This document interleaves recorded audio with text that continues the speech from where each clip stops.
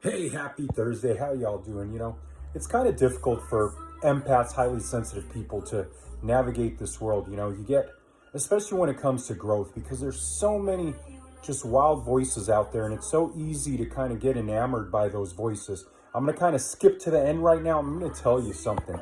If you're a highly sensitive person, if you're an empathetic person, and the voices that you listen to when it comes to growth aren't voices that lead you to be more empathetic, to care more about people, those voices aren't as smart, they're not as good, they're not as great, they're not all those adjectives as you think they are. They're really not. But let me continue. So, as an empathetic person, as a highly sensitive person, we're going to get hurt, we're going to go through different things. And a lot of times we're going to, especially when we're younger, we're going to go in the direction of voices that kind of tell us to stick up for ourselves and, this and that and take control and yada, yada, yada. And now that's not a bad thing.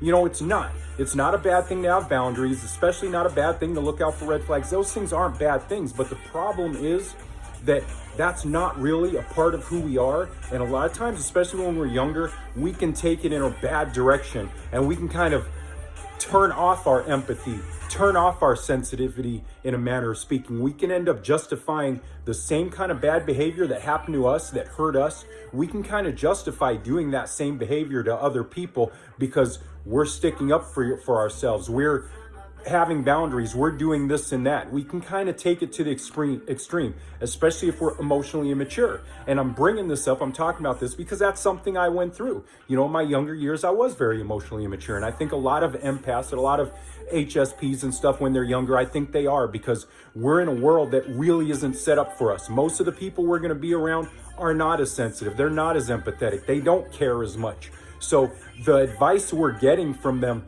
isn't coming from someone that can relate to who we are as a person.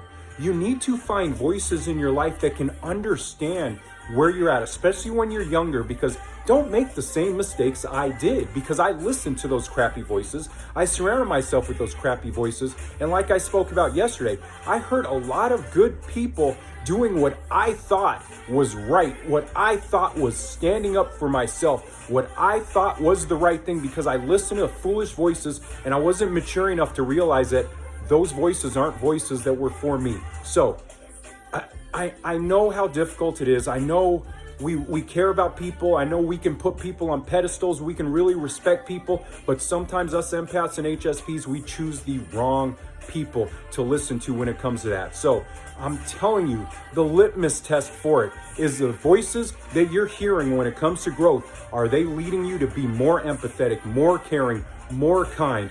Again, there's boundaries. We watch out for red flags. I don't need to say that part, but are those voices teaching you to be a better person or to be just like them?